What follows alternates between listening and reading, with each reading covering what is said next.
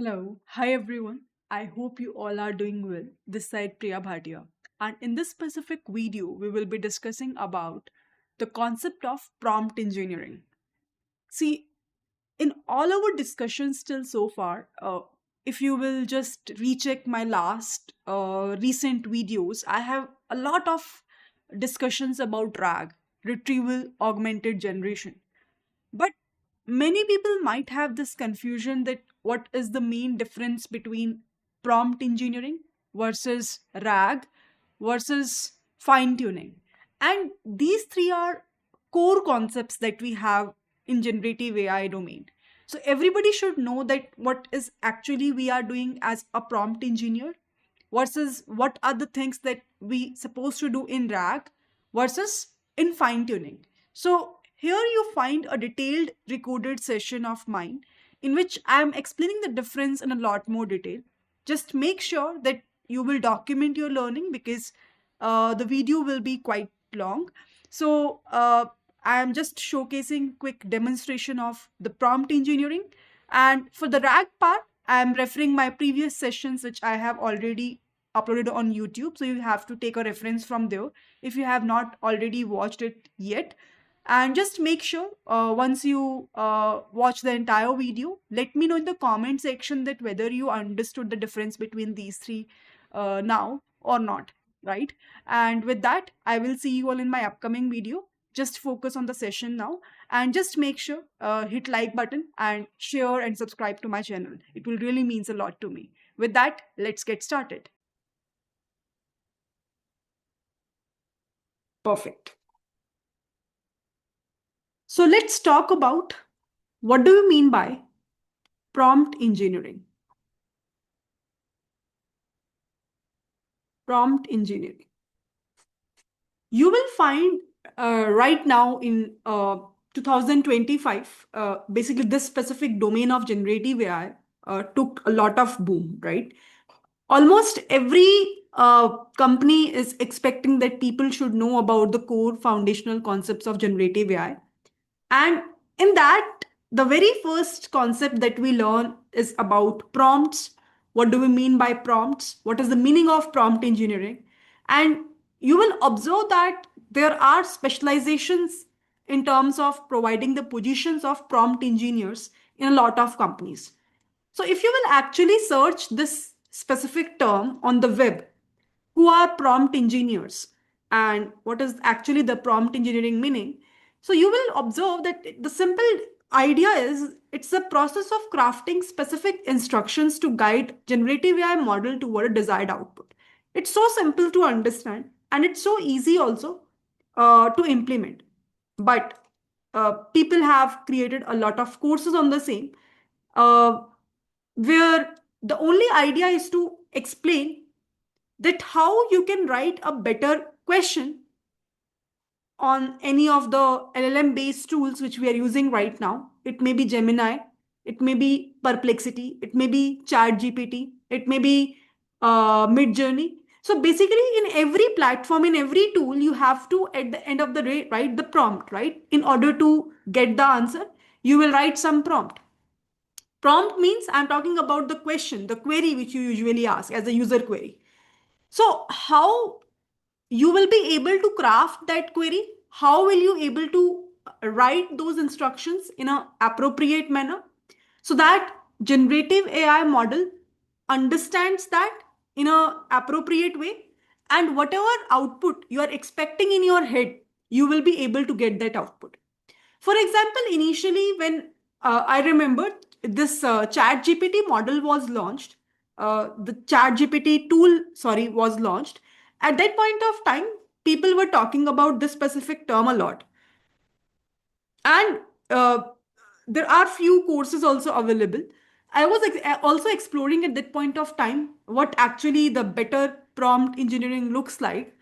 And one of the important crux which I find out at that point of time is that the better you will provide the persona in your system message, in your query, the better output you will be able to get from tools like ChatGPT.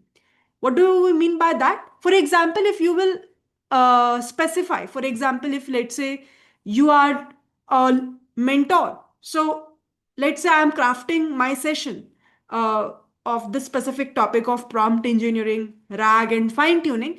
So maybe I will provide a prompt something like, consider yourself.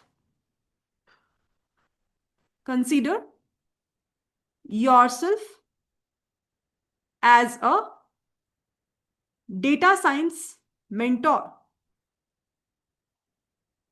Something like this, where in the very first part, we will provide a persona.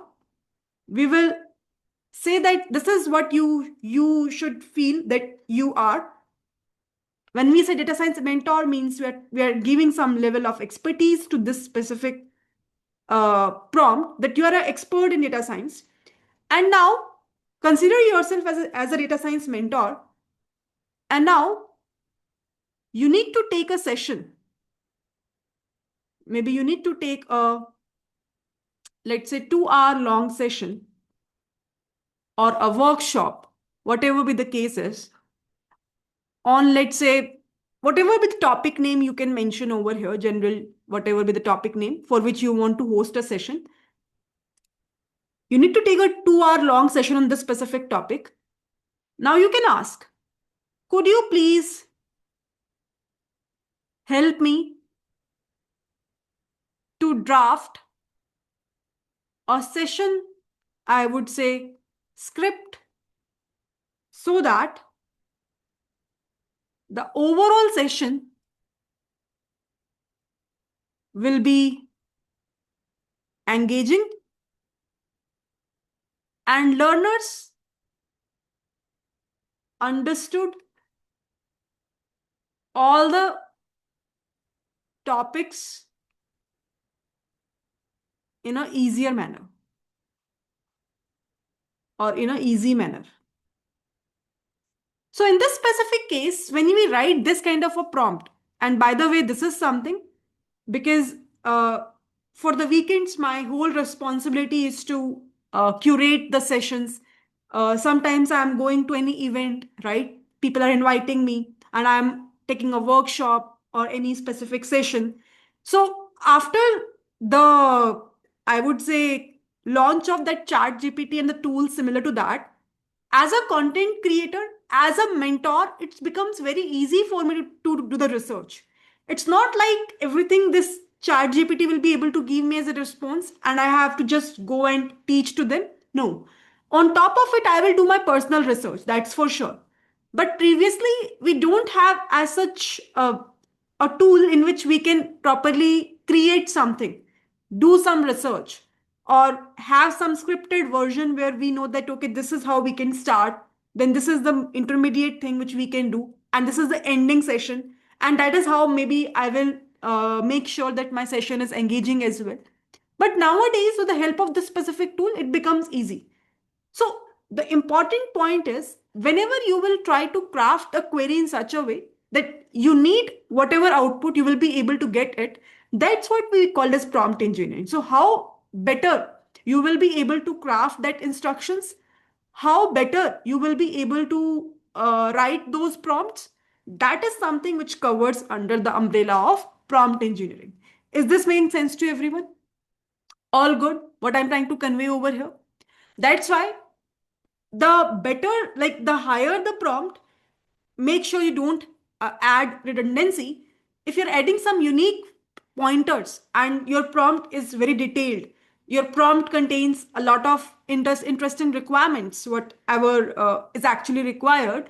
So definitely in those specific scenarios, in those specific cases, you will observe that the answer, the response by the models also are very fruitful, and we can directly use them in order to create our content, whether it's about YouTube video, whether it's about writing a post on LinkedIn or a Twitter, or whether it's about doing a research if you are pursuing master's, PhD, or postdoctoral, whether it's about teaching, whether it's about doing a development work in the industries. I think almost in all the spaces I'm using this specific concept of prompt engineering when I'm writing a query on the tools like ChatGPT or Perplexity. So is this clear to everyone? What do we mean by prompt engineering and how we can write a better prompts whenever we want output from a generative AI specific model? All good? Can I get a quick confirmation that this component is pretty much clear to everyone? Shall we move ahead further? All good, everyone?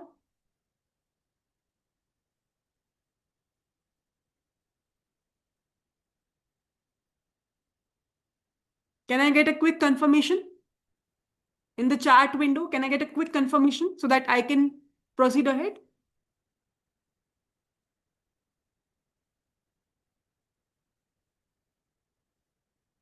Okay, now I will give a few demonstrations of writing the prompt only, what Khushbu has asked also. So we have a different flavors of writing a prompt.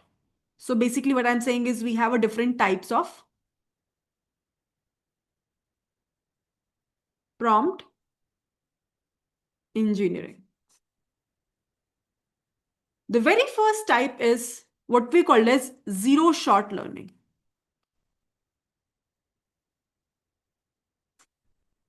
What does this indicates? What does that mean? So when we talk about zero shot learning, it means that in this case, you are just providing the instructions to the model. So in this case, you only provide the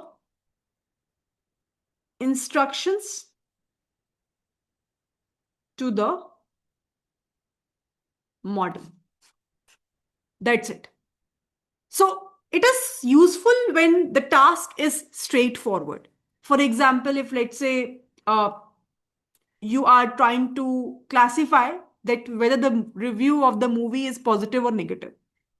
So you are providing a review as I loved the movie. So obviously it's a positive review. So it will classify it as a positive one. So whenever you know that the model can rely on its general knowledge or on its generic knowledge, whatever the model is having. See, when we will be having these tools like ChatGPT, you know that internally it's nothing but a GPT-4 or GPT-5 model, whatever be the latest model we have. So if you are completely relying on the knowledge of this GPT-5, you know that based on this, it will be able to give me the correct output. You can definitely go ahead with this zero shot learning. Now, what does that mean? Let me give you one simple example for the same implementation wise. So over here, I will be having one file. I hope everybody can see this, right? So over here, you can see, I think I have done this similar implementation multiple times in my previous part of our codes as well. We have just loaded the .env file where it contains the OpenAI secret key. After this, I have just simply use the model GPT-4. In the messages, I have defined the role as the user. And I'm saying, can you give me the response of this? 2 plus 2 into 0. I just want the content of this, what we will be able to get in this specific part. Now, in this case, I'm not giving any example like in what specific manner you have to provide the output. I have not even provide some basic level of, I would say, reasoning steps that how should you proceed ahead. Maybe you have to follow a board mass or not, those rules. Maybe I'm completely relying on this GPT-4. And that's where, if I will run this part of a code, now I didn't check that whether the env file is the updated one or not. If it's not, we will get some error. Yeah, there is an error which is popping up. So I have to change this env secret key. Just give me 1 second. Let me create some new secret key and then it will work fine. And then maybe we can move ahead. Just give me 1 second. So I hope everybody knows how can we create a secret key. So you have to go to the OpenAI API key. Maybe I will just revoke this key and I'll create some new for today's demonstration, demo, we can say. default project, create a secret key. I will just copy this, paste this, and in the env file, I will do one thing. I have just simply pasted this. Once this is done, I will just directly go and in the file of what I was explaining, the zero shot prompting, I will just go ahead and run this again. So now you can see the response. Can you see that, everyone? If I will just again clear this and showcase you again, let me run this again. So over here, can you see the response? It is coming up as 2. So over here, if you will be able to observe what we have done, 2 plus 2 into 0. So we know that 2 into 0 will be 0. It will be obviously applying internally the BODMAS rule only. And 2 plus 0 is 2. So that is the kind of a response that we're getting over here.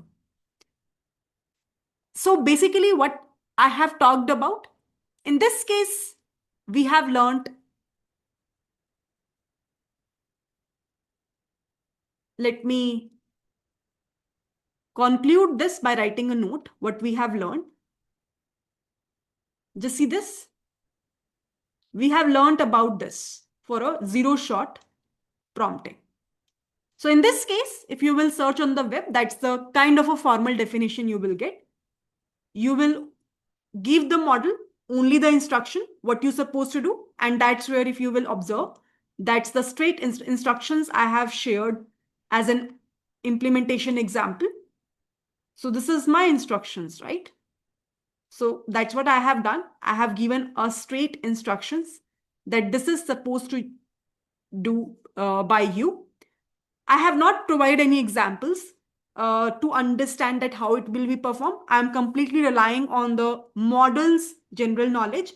So that is what I have mentioned over here. The model relies entirely on its general knowledge, and it is useful when the task is straightforward. When it's a very simple task, you can always go with a zero shot prompting or zero shot learning. Is this part is clear to everyone? All good.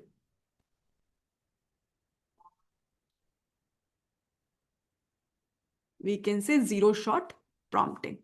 This is one of the way to write the prompt. Yes, is this clear? Shreya, do you have any question? If yes, please go ahead and ask. Let me give you the permission. You have a permission now. If you have any question, just give me a moment. Yeah, go ahead. You can unmute yourself now. Shreya.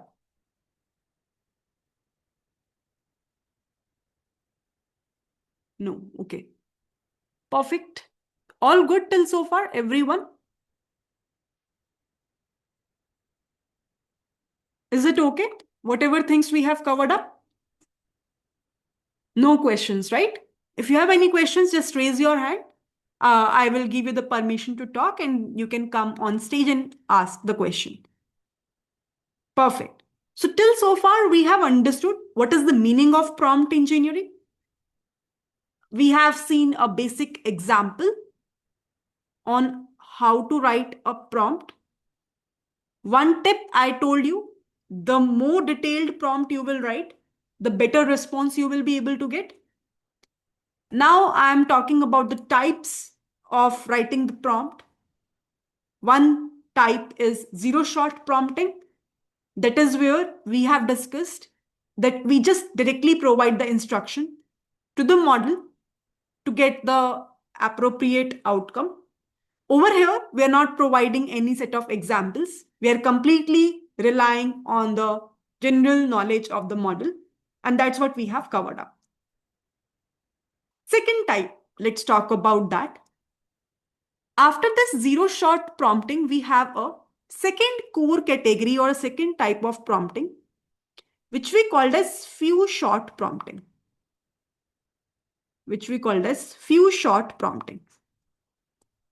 What does that mean?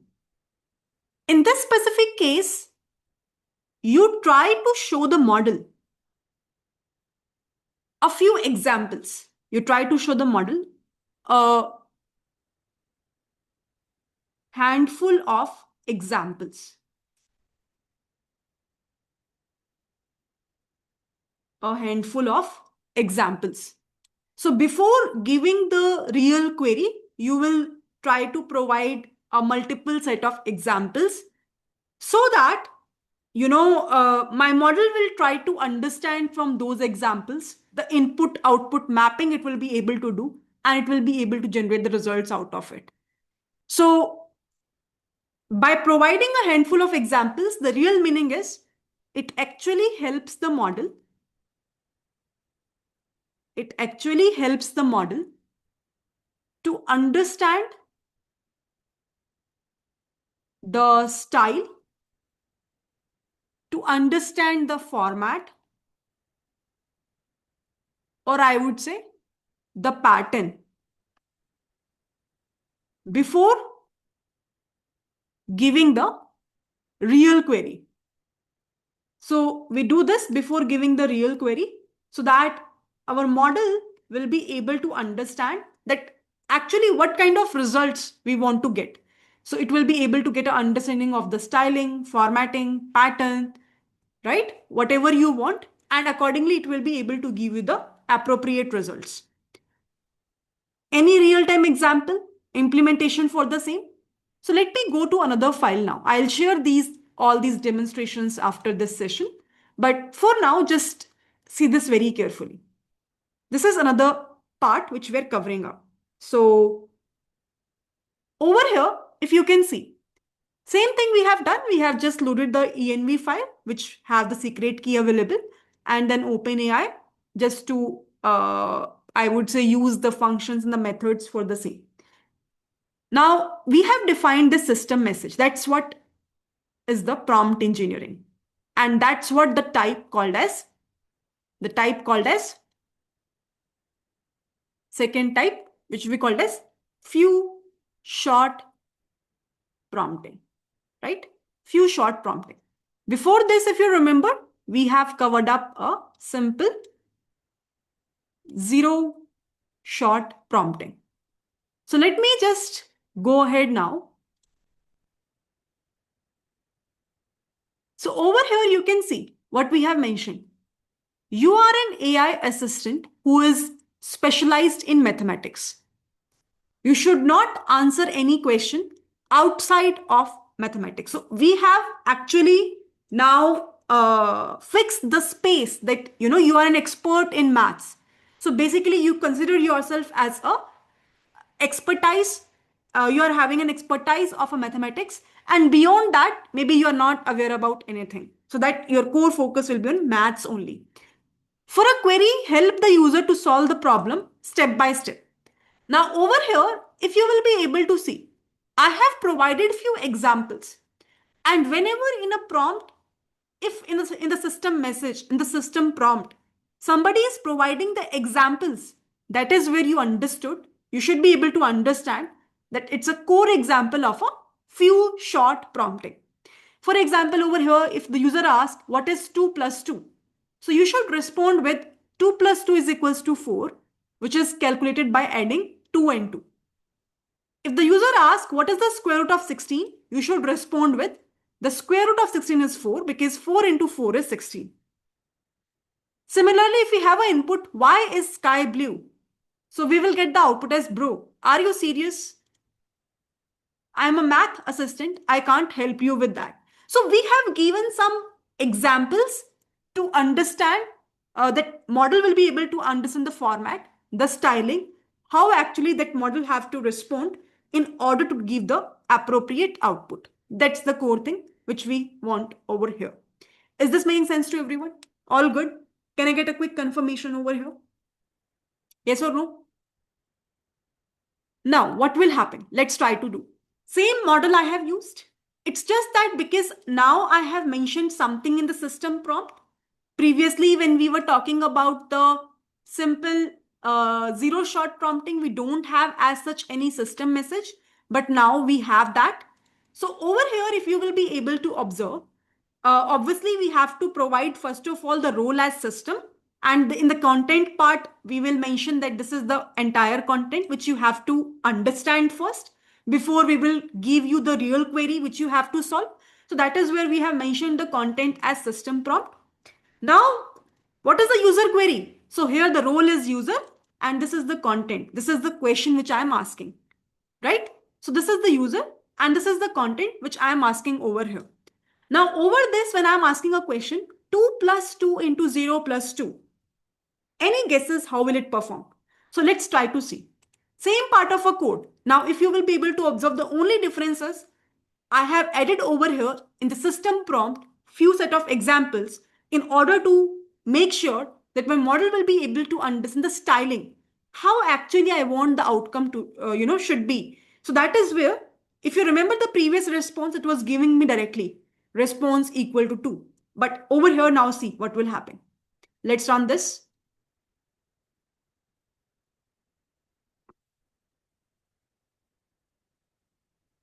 Can you see? Just like the way I have explained the example accordingly, if you can see, let's solve the equation step by step. Firstly, according to the order of operations, which is often remembered as PEMDAS or BODMAS, you should perform multiplication or division before you do any subtraction or addition. So over here, you can see first step, 2 into 0. So output will be 0. Second step, 2 plus 0 plus 2. So proceed with addition. 2 plus 0 is 2. 2 plus 2 is 4. So final answer is 4. Now, can you see the difference in the outcome before, when we were talking about the zero shot prompting versus this output? We can do one thing. In order to compare it in a better manner, I will do a bit of change in my code. Let's put a exactly same content. Same query, user, content is exactly same. Let's see. Now again, see the difference. This is the example of a zero shot prompting. So I am getting a direct response over here. Can you see over here? I am getting a direct response. So you can mention response via zero shot prompting. Okay? Let's clear this. And over here, we can mention response via few shot prompting. And I'll save this. Now over here, you will be able to understand in a very clear manner now what I'm trying to convey over here. This is the response I'm getting for the same query, 2 plus 2 into 0 plus 2. But as soon as I will go with the second example where I'm talking about the few shot prompting, where I'm providing few examples to understand my model, how actually I'm looking for the response, you will be able to see the difference in the output. And that's the impact which usually happens whenever we write a better system prompt. And the better you will be able to craft this system prompt, that's the art of prompt engineering. Is this making sense now? Is this clear? What actually I want to convey over here? So in both of the cases, we're writing, user is writing some query. But how the responses are changing as per your system message or system prompt, you can now see a better analysis for the same. So over here, you can see with the in a few short prompting, it's mentioned as the correct answer can be obtained by following the order of operations, often remembered by the BODMAS or PEMDAS, which stands for parenthesis, exponents, multiplication, division, addition, and subtraction. And then the steps are available. All good. Can I get a quick confirmation? So over here, what is the main thing in the few short prompting is this. What is the main thing in the few short prompting is this. This you have to understand. And this actually changed everything in terms of getting the results. All good. Can I get a quick confirmation from everyone? Is this clear to everyone? All good. so that we can move ahead?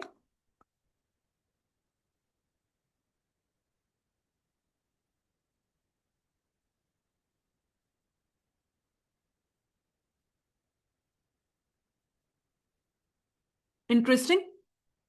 And by the way, companies are giving right now so much, I would say, of money, handsome salaries to the people who are really good in this. And I think that is the future as well. Gone are those days where solely people are expecting you to know the coding part. But right now, we all know that we have amazing tools which will be able to write the codes for us. But how, you will be able to get the better response from them? That's the art to understand.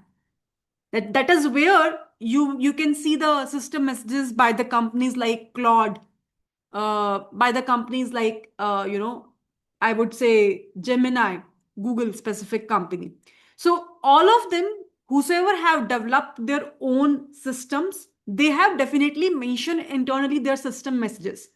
And if you analyze their system messages, they're too long, they're too detailed, and that's the main reason they will be getting a better output. Or we as a user, when we are writing a query, we are getting a better results. That's the main reason. All good? Quite understandable, whatever I'm talking about over here?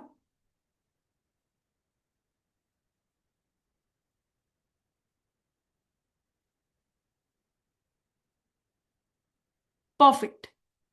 Now, the third category is also amazing.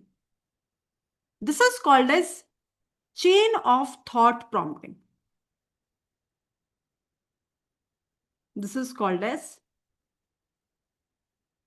chain of thought prompting. Now, what does that mean? It means that over here, you are giving the reasoning steps. Basically, you ask the model to spell out the reasoning steps before giving the final result, before giving the final answer. That's the core idea about the chain of thought. For example, whenever you guys give the interviews of DSA specific round, how many of you have given the interviews of DSA specific rounds? At least once? Technical rounds? Anybody who has given the interviews for DSA?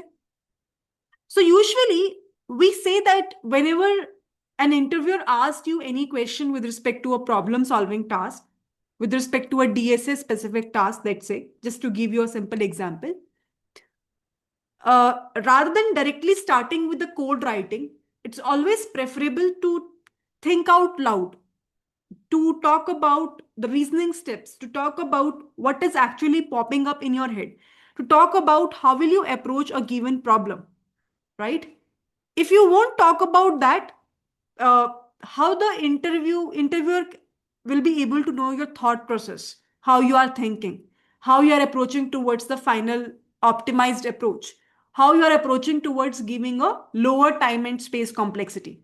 Same thing is what we are expecting from the model also. We are saying in this model that I am giving you one question, but I don't want direct answer. Otherwise, how will I get to know that your approach is correct? So maybe you can give me multi-step results where you can provide me the logic with respect to every step. What is the step of doing step one? What is the reason of doing step two? What is the reason of doing step three, and so on? So it is really good for maths, for logical understanding, for multi-step analysis, or with respect to any task where the core thinking process is required.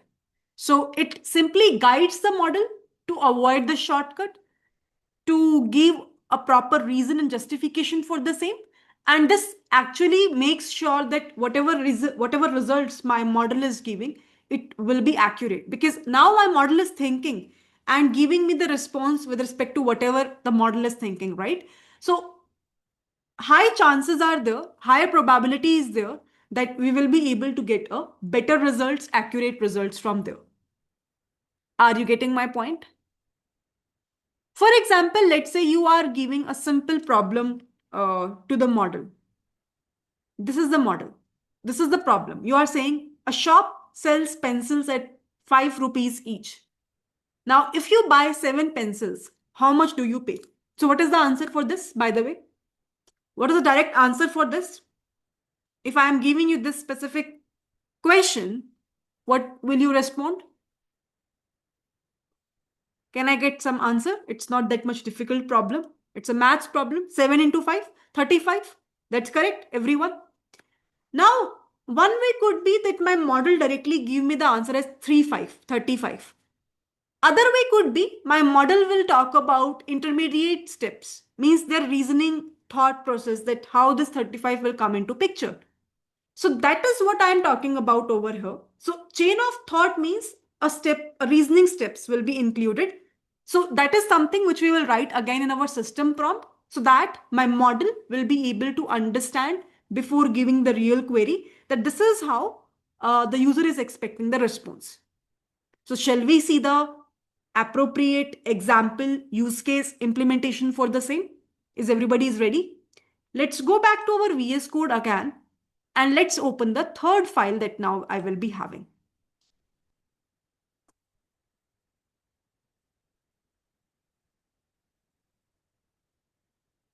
Now, in this case, you will observe my system prompt gets entirely changed. What I have mentioned, you are an AI assistant who is expert in breaking down complex problems into simpler steps. For the given query, analyze the input and break that input into smaller manageable steps. At least think 5 to 6 steps on how to solve the problem before giving the final result. So the steps are you get a user input, you analyze the input, you again think for several times, and then return the final answer with the appropriate explanations, and finally you validate the results before giving the final answer. So we can make it in the next line.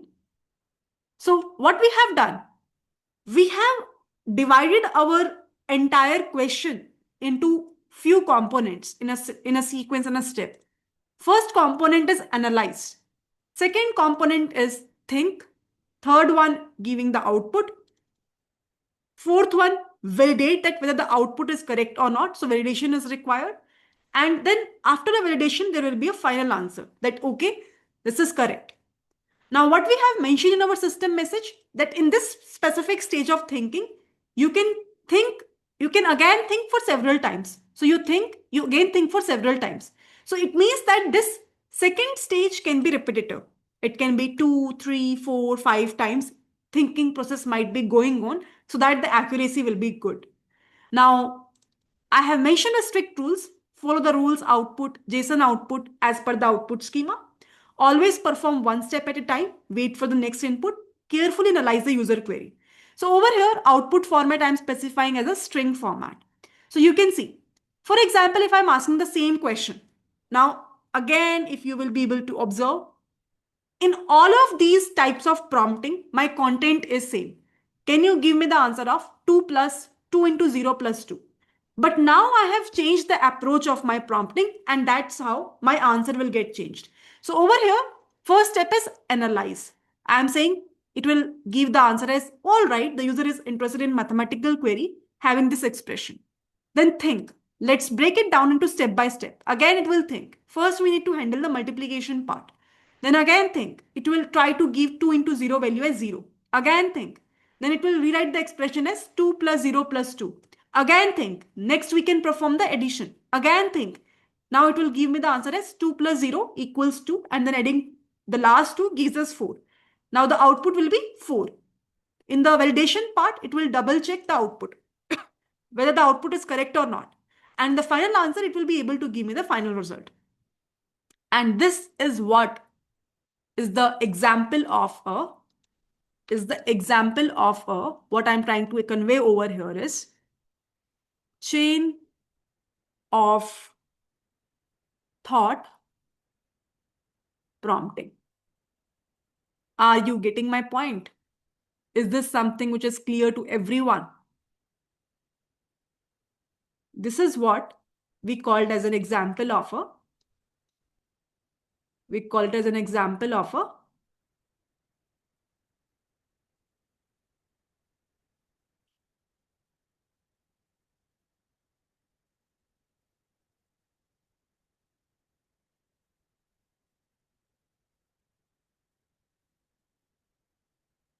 chain of thought prompting. So let me copy it again.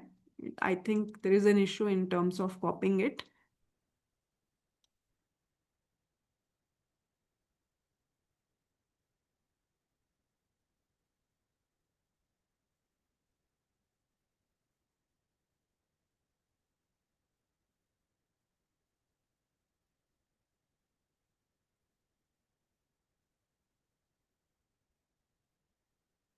Yes.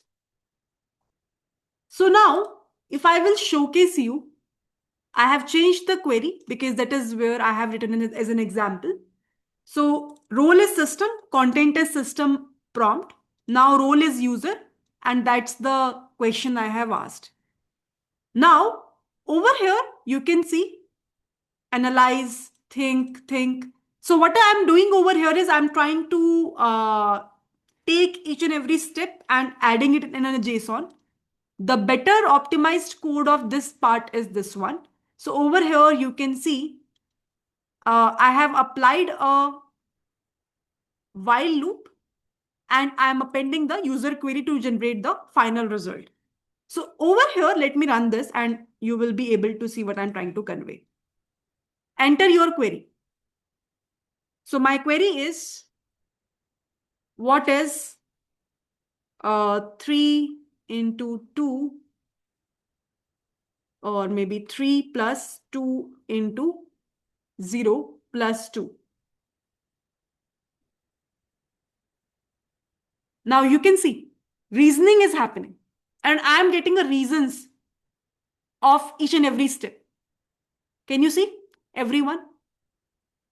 And whatever things I have talked about in the system prompt, that first of all you have to analyze, then you have to think, then you have to give the output, then you have to validate the output, and then you have to give the final result. Everything is covered up over here. So over here, we are getting the final result as 5. Final answer as 5. So are you able to understand that how this specific example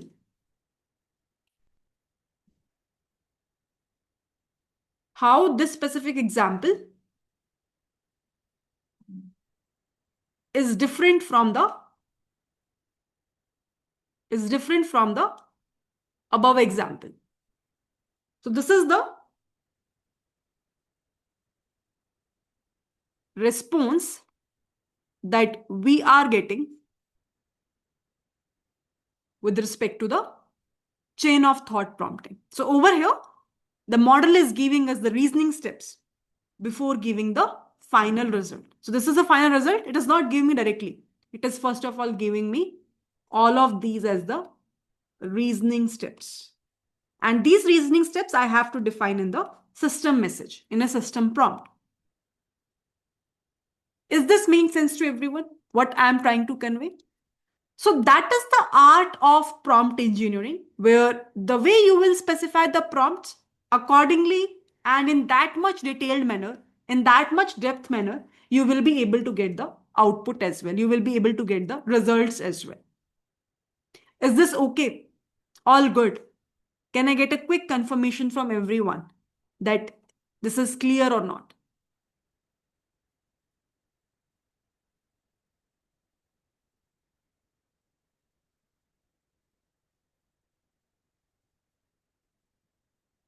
So in short, we can conclude this topic by writing a quick note that when we talk about zero shot, it is nothing but just instructions. Directly we can give the instructions and we will be able to get the answer. When we talk about few shot, in this case, we will be having the instructions plus the examples. And then when we have this chain of thought, in this case, we have the instructions plus we have the reasoning steps.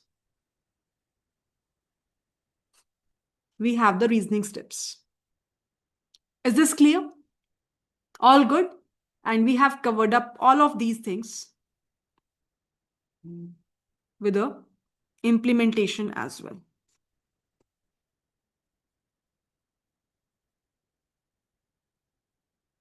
So is the part 1 of today's discussion is clear to everyone?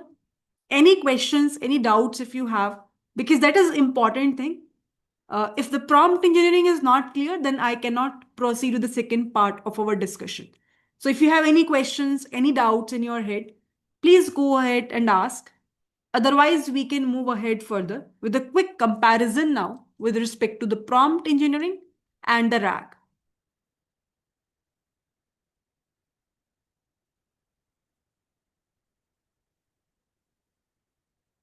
All good?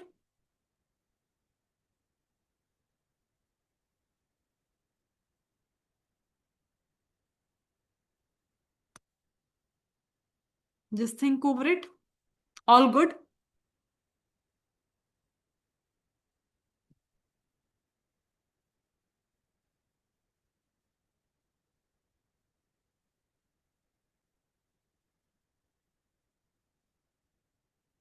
Aparna, Avinash, Bidesh, Khushbu, Nilesh, Shreya, Shweta, Sukanya, Teja Sai. All good, everyone.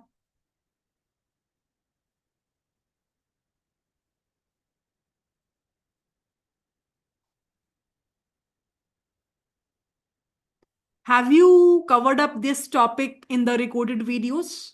Or is it for the very first time you guys are understanding these topics in the live session?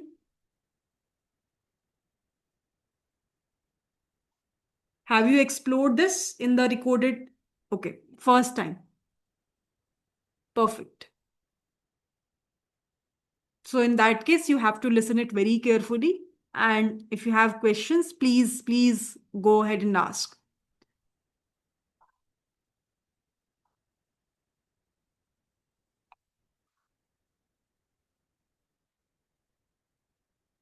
It is given in the recorded session, but they uploaded 6 modules in last 10 days, so haven't seen it yet. Okay.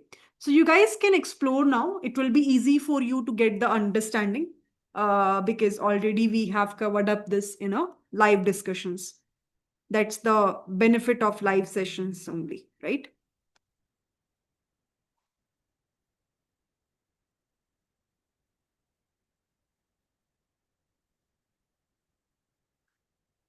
Perfect. Now, let's jump to the next part of our discussion now. So over here, do you guys know the core concept of RAG? Tell me, have we covered up this? Retrieval augmented generation. In our last sessions, have we covered up this? I won't talk about this in a lot more detail today because I have already covered up this topic in a very depth manner with the proper implementation also. So if you remember from those discussions, what we understood is that RAG somehow enhances the LLM's capability by retrieving the external data, right? By retrieving the external data from before generation of the content, before doing any context augmentation. So in this RAG part, we have talked about 2 important components. Anybody remembers that? In our previous discussions, we have talked about that. There are 2 major portions of RAG. First one is What is the first core step which happens? Indexing. Very good. Very good. So we have understood in our last discussions that when we will be having any specific external data, external document, right? So what usually happens is, I told you that I did have a PDF and I tried to do the indexing of the same. Indexing meaning that you will first of all try to convert that PDF, that external data, that document to a associated vectors. You will do a vector embedding, means you will find the numeric representations of that specific data, that specific document. And once you get that vector embedding of that specific PDF, that specific document, you will try to store that in a vector database. And that is where we had a very good discussion on a vector DBs as well in our last class. Now you can recall everything. Everything is now aligning it. So over here, this external data, when it is getting stored in a vector DB in the form of a vector embeddings, that's what we call as a concept of indexing. The second core concept was retrieval.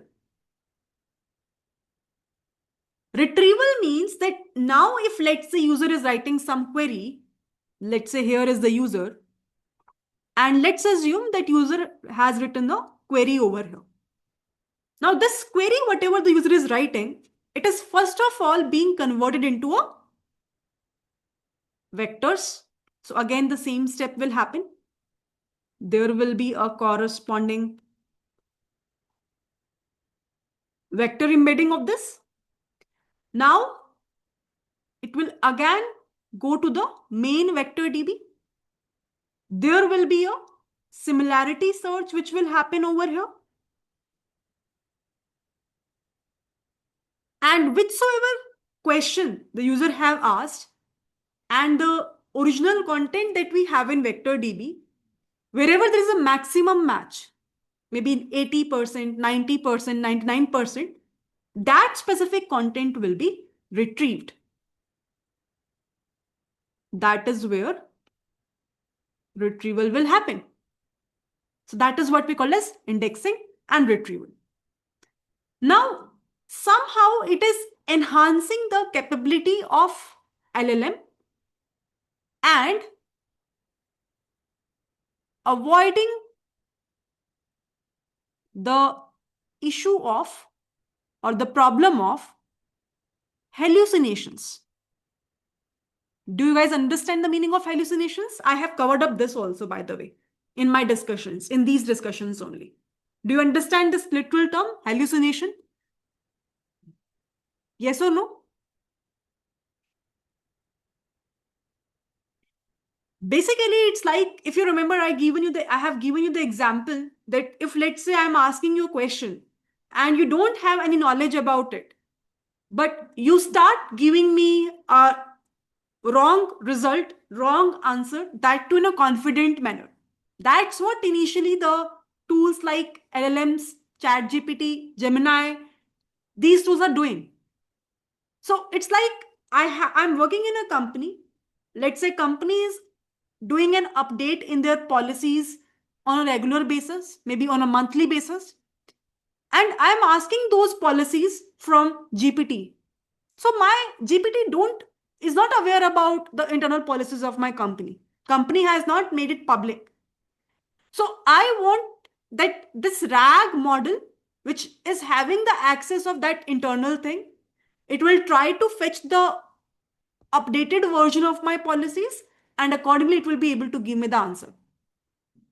I want to avoid the situation where I am asking from GPT and GPT is properly answering me with the possible policies that the LLMs are providing, but I know that they are not updated, they are completely wrong. So that's the whole context of RAG. Now, how is this different from what we called as prompt engineering? Now I think you can give me a better answer of this. How it is different? It's completely different. So in the prompt engineering, We are just tackling with LLMs only. We are experimenting with the crafting of the ways of writing the instructions, writing the prompts to guide a generative AI model to give me the desired output. But when we talk about RAG, in RAG, we always talk about the external data sources. So over here, whatever LLM contains, that is fine. So whatever LLM contains, that is okay. But the beauty about this RAG is the external data access. So that that issue of hallucination will be completely removed. That's the whole point. This implementation, this intuition, internal approach, all of these things we have covered up in our last session. So I won't repeat that part again. The main point is to understand what is the core difference between prompt engineering versus RAG. Is this clear to everyone?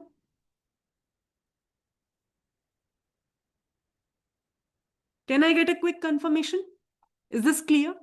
What is the main difference between prompt engineering versus RAG? Shall we move ahead? All good?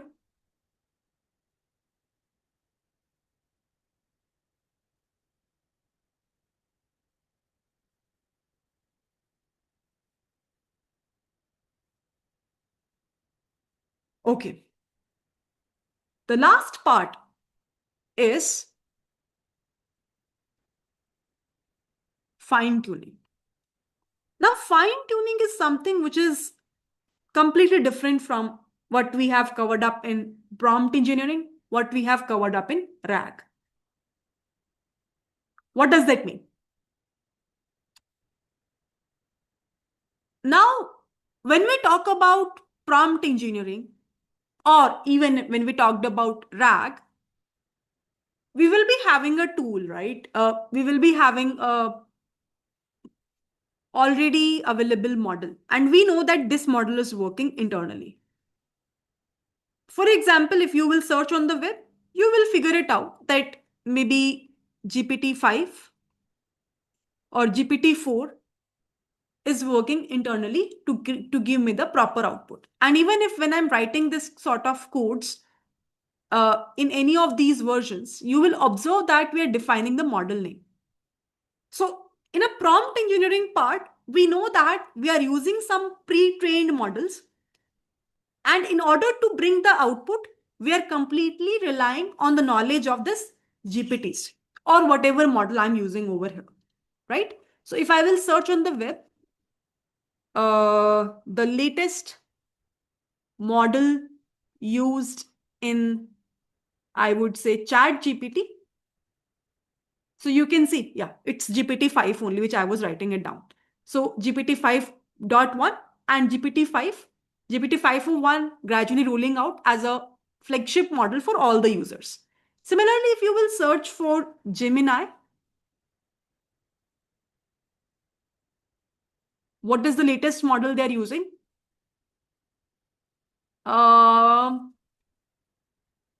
Gemini 3 Pro, they're using, I think so. Right?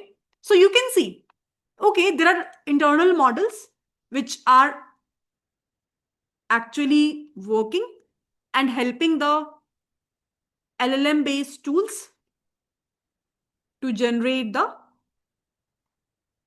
output, to generate the result. Whether it's GPT-5, whether it's GPT-4, whether it's Gemini, and so on. Gemini 2.5 or whatever be the cases. But I hope everybody knows that all of these models are nothing but these are the pre-trained models. Can I say everyone? We all know this fact that this is something which is nothing but is a pre-trained model. Now, when we say fine tuning, it means that I have some specific task to do.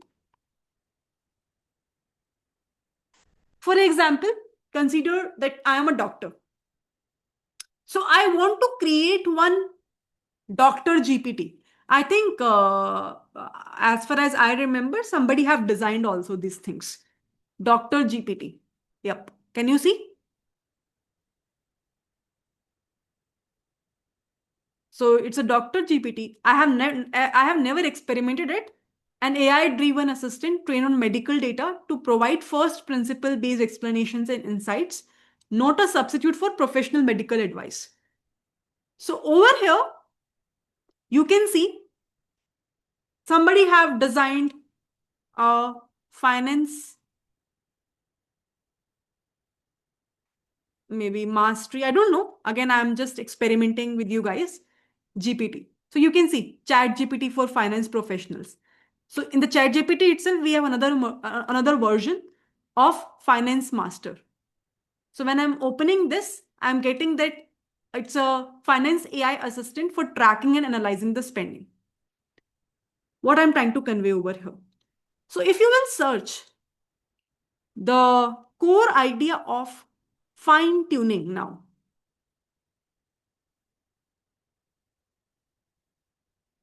so you will find its formal definition in almost all the platforms. Fine-tuning adapts a pre-trained model to do a specific task with a smaller, specialized data set. I think this definition itself brings the clarity which I really want to convey over here.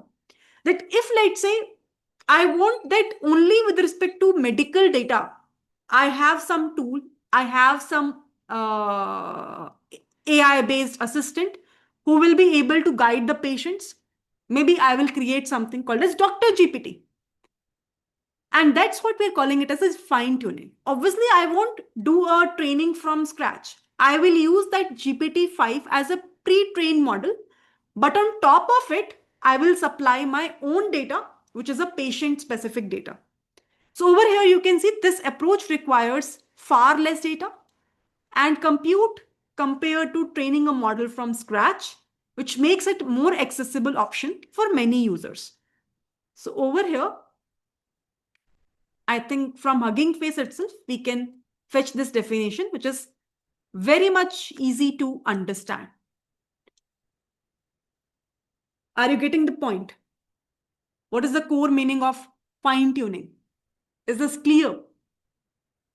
So now if let's say this specific task, or I would also mention it as a domain or a specific domain or a specific domain. So over here, if let's say I'm looking for maybe a patient specific data or a domain of doctors,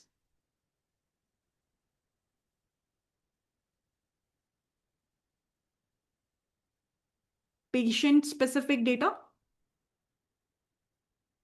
So obviously I will prefer to go with a tool of Dr. GPT. Just now I have showcased you. If let's say I will be having a finance specific data set, I have a finance specific data. So I will go with this Finance Mastery GPT. So what I'm trying to convey over here, that based on which specific domain we are interested in, we are trying to take that specific portion of our data and do a retraining on top of this, pre-trained model. We never ever start from scratch. So it's like we will take the powers of GPT-5 and on top of it, we will try to add these additional details, and that's what we called as a fine tuning. Is this part is clear to everyone? Now, in this specific case, the important thing is data preparation, because obviously on top of it, we're trying to add our own data.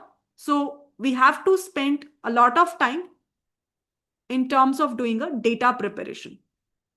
Because if this step will go wrong somewhere, then obviously everything, whatever results we're getting, that will completely go wrong.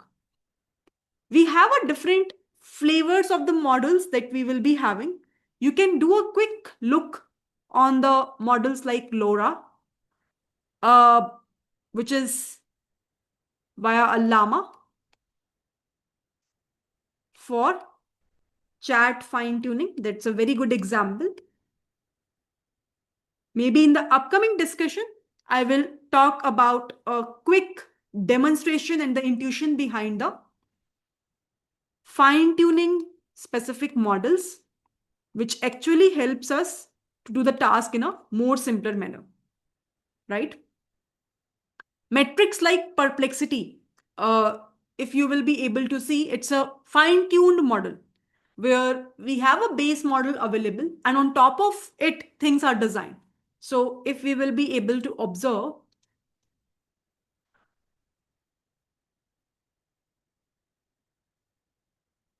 perplexity,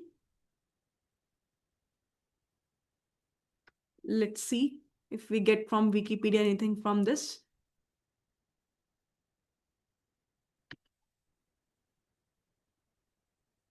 Uh,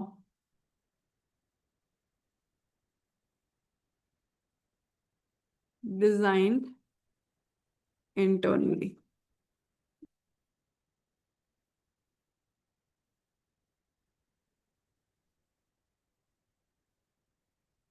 So you can see Perplexity is an AI powered answer engine that designed its internal system around a multi step process.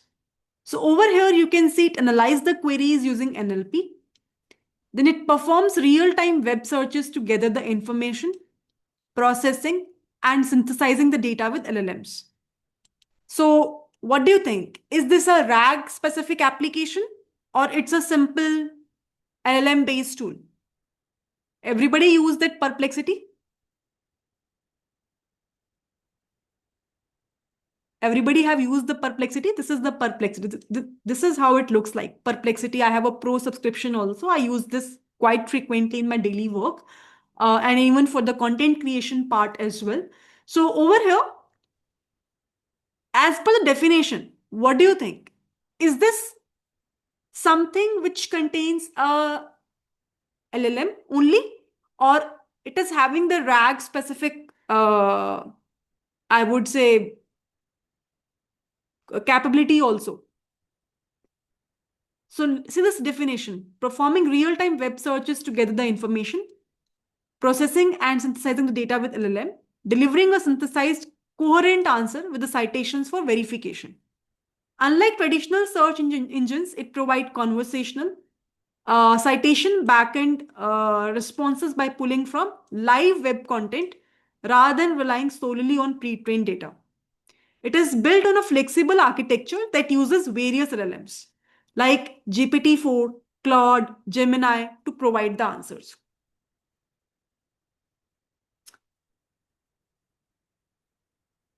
You can definitely go ahead and check this out. Yes. So you will observe that it's not simple LLM. And that is the main reason whenever I'm doing any new research in my company's work, maybe while curating a content for you all, maybe for teaching in different sessions for different topics, maybe while curating my YouTube videos or while designing my own course. So at that point of time, I use this tool quite frequently from past, I would say almost more than a year, I would say. The reason being, over here, we, if you will be able to observe, it's mentioned over here, it's not a single LLM. For example, in Chat GPT, only GPT-5 is being working on. In Gemini, only Gemini specific model is working internally. But when we go ahead with the Perplexity, it's a combination of different LLM specific tools that we have in this world. And whichever model will perform well for a different question of mine as a user query, accordingly it will automatically fetch the result from all of these specific tools, whatever be the better response is giving. So that is the result which I will be getting as a final response.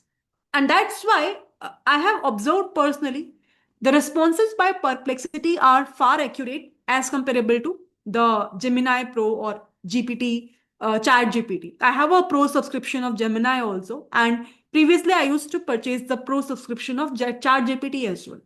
But the point is that when we have individual models, we have internal the individual pre-trained models for that. But when we talk about, I would say, Perplexity, the beauty is we have a combo of all of these models. And it is a RAG specific application because over here, we have the access or it has the access to the internal data as well, in a way that it will be able to do a authentic search with respect to that specific data. It can accurately provide you the links also. That's the beauty. If let's say you will be talking about in Perplexity what is vector databases,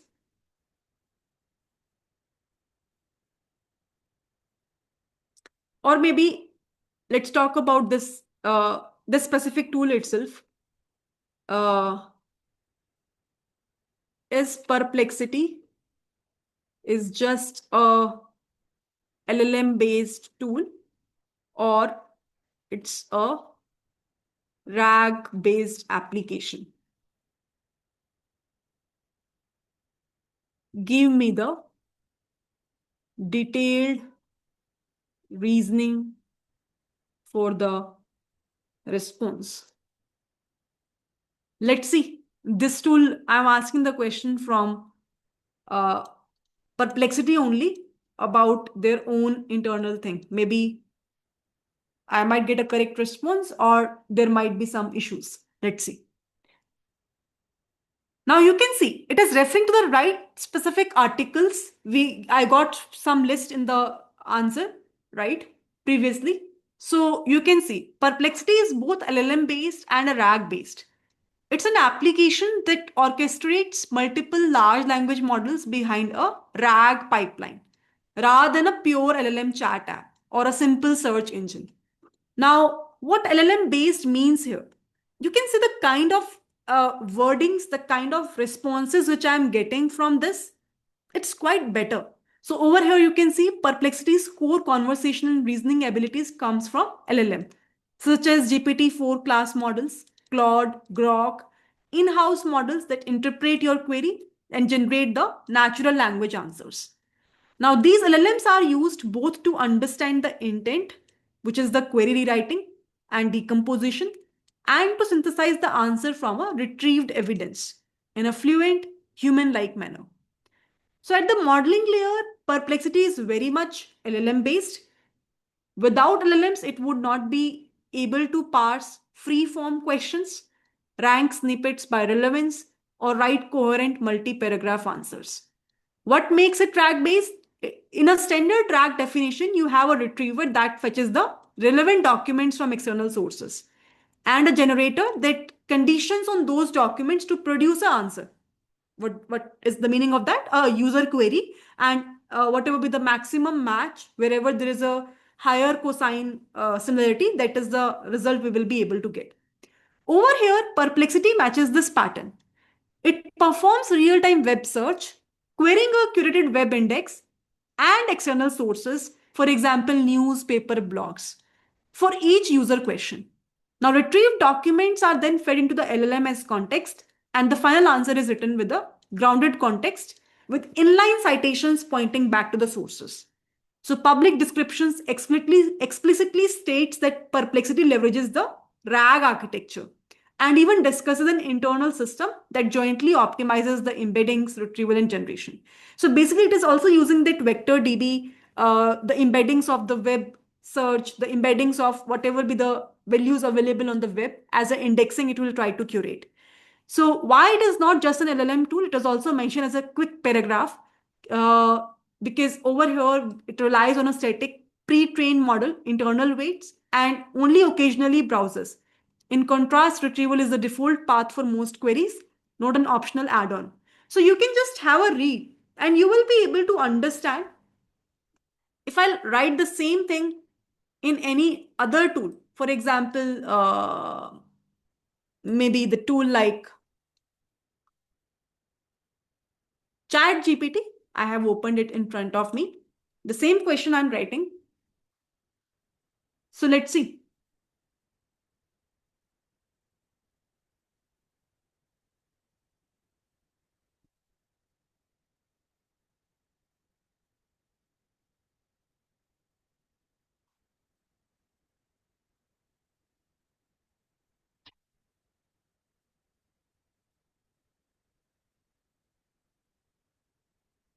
Perplexity is a RAG application built using LLMs.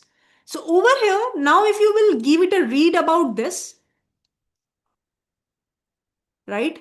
Versus this, you will find this as maybe more efficient with the proper resources from where it is fetching up. So if I will just hover over this specific ending links, you will see whatever be the answers it is responding to us, I have a quick article referred to there. But over here, uh, if you will be able to observe, similar things are embedded now, but previously it was not there. Maybe now they have embedded in the chat GPT also. But still, the core idea is maybe you will get a similar response because maybe internally it is selecting that chat GPT only. Maybe you will get a Claude over here, the response. Maybe you will get a Gemini response. And by the way, I don't know how many of you have observed this fact. For few of the use cases, Gemini might be better. For few of the use cases, GPT might be better. For few of them, the I would say Claude might be better. So depending upon the context, tools efficiency also gets changed. Maybe for this specific thing, they are performing equally well. But in few of the use cases where maybe I will talk too much about reasoning, might be GPT gets failed. So Perplexity can make a use of other model, but in this specific case, ChatGPT doesn't have that specific option. So that's the core idea of talking about all of these things. Now, what's your responsibility is to learn, is to do your own research about all of these topics which I have covered up. And then maybe in the next session, you can have quick questions if you have in terms of the doubts. And then I will talk about further the different models that we have for the fine tuning part if required, if you need that illustration and the implementation from my end.